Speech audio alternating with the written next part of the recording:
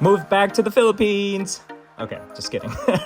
As some of you guys already know, I've decided to move to Los Angeles, driving more than 30 hours from Nashville, and it took us 4 days to get here.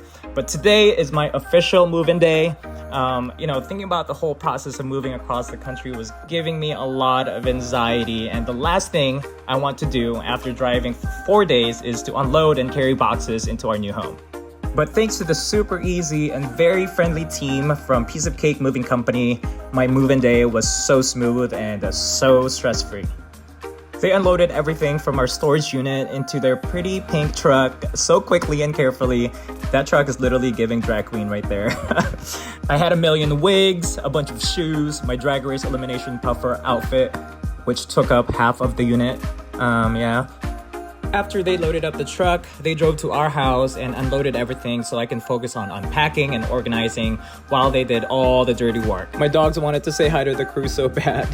But anyways, thank you so much to Piece of Cake for making this move a piece of cake. So happy and excited to be here in LA, and I'll see you guys around.